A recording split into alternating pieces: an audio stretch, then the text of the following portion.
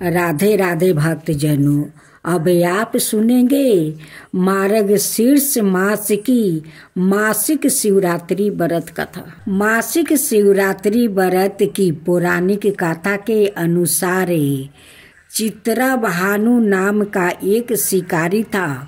वो जानवरों की हत्या करके अपने परिवार का भरण पोषण करता था। वो एक साहूकार का कर्जदार था, लेकिन उसका ऋण समय पर ना चुका सका। क्रोधित साहूकार ने शिकारी को शिव माठ में बंदी बना लिया। संयोग से उस दिन शिवरात्रि थी।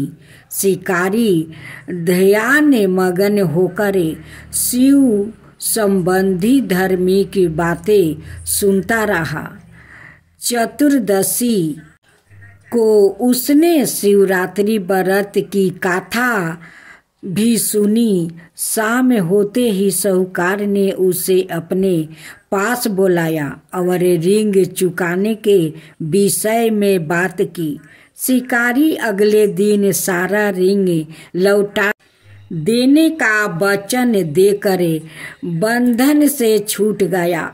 अपनी दिनचर्या की भांति वो जंगल में शिकार के लिए निकला, लेकिन दिन भर बंदी गिरह में रहने के कारण भूख प्यास से व्याकुल था। शिकारी खोजता हुआ वो बहुत दूर निकल गया। जब अंधकार हो गया तो उसने विचार किया कि रात जंगल में ही बितानी पड़ेगी। वो वन एक तालाब के किनारे एक बेल के पेड़ पर चढ़कर रात बिताने का इंतजार करने लगा। बेल वृक्ष के नीचे शिवलिंग था, जो बेल पत्रों से ढका हुआ था। शिकारी को उसका पता न चला। पारवा बनाते समय उसने जो टहनियाँ तोड़ी वो संयोग से शिवलिंग पर गिरती चली गई। इस प्रकार दिन भर भूखे प्यासे शिकारी का व्रत भी हो गया और शिवलिंग पर बेलपत्र भी चढ़ गया। एक पहर रात्रि बीत जाने पर एक गर्भिणी हिरनी तालाब पर पानी पीने पहुंची।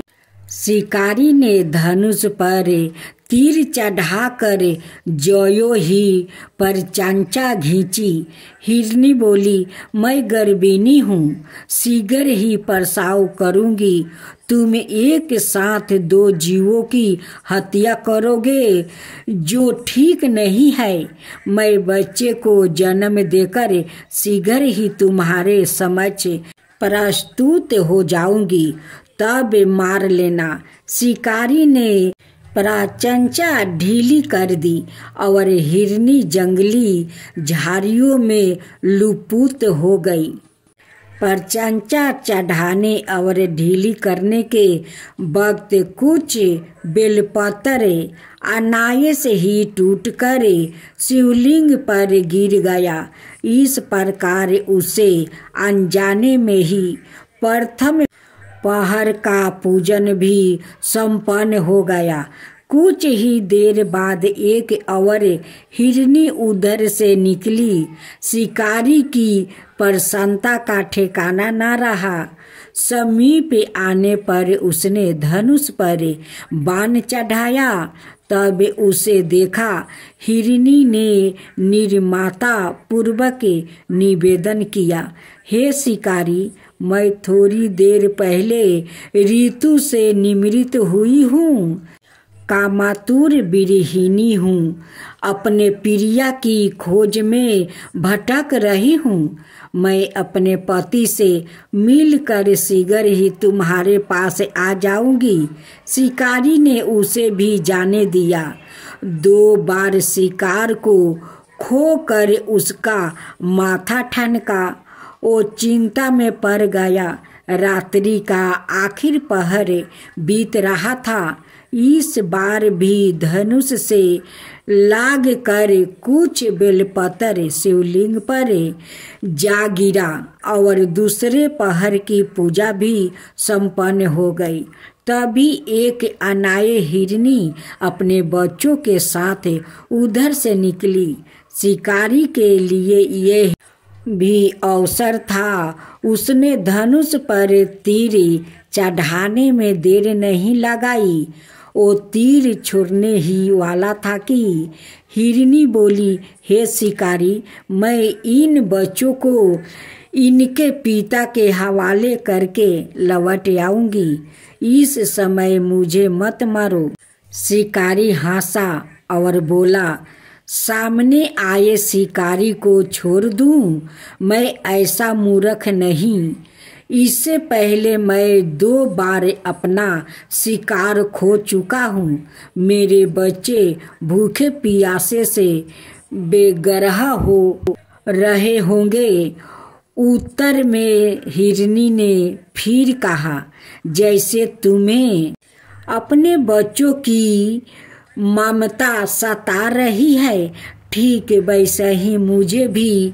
हे शिकारी, मेरे विश्वास करो, मैं इन्हें इनके पिता के पास छोड़कर तुरंत लौटने की प्रतिज्ञा करती हूँ। हिरनी का दुख भरा स्वर सुनकर शिकारी को उस पर दया आ गई। उसने उस मिर्गी को भी जाने दिया। शिकारी के अभाव में और भूख प्यास से व्याकुल शिकारी अनजाने में ही बेल वृक्ष पर बैठा बेल पत्र तोड़ तोड़ कर नीचे फेंकता जा रहा था। पाँव फाटने को हुई तो एक हष्ट पुष्ट मिर्गी उसी रास्ते पर आया। शिकारी ने सोच लिया कि इसका शिकार वो अवश्य करेगा। शिकारी की इतनी प्रशंसा देख कर मृग मिनती सवार में बोला, हे शिकारी, यदि तुमने मुझसे पूर्व आने वाली 3 मिर्गियों और छोटे छोटे बच्चों को मार डाला है तो मुझे भी मारने में बिल्कुल ना देर करो, ताकि मुझे उनके वियोग में एक क्षण भी दुख ना सहन पड़े। मैं उन हिरनियों का पति हूँ।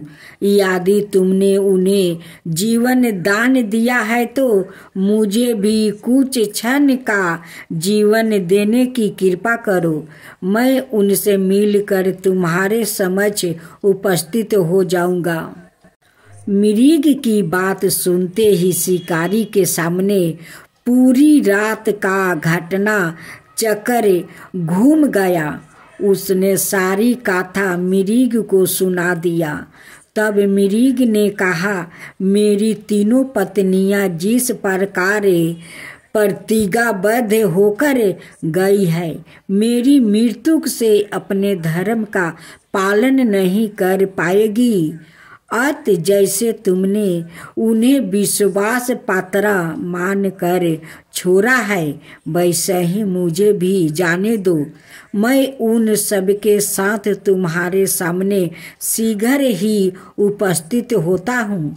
शिकारी ने उसे भी जाने दिया।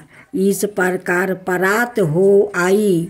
उपवास, रात्रि जागरण और शिवलिंग पर बेलपत्र चढ़ाने से अनजाने में ही पर शिवरात्रि की पूजा पूर्ण हो गई।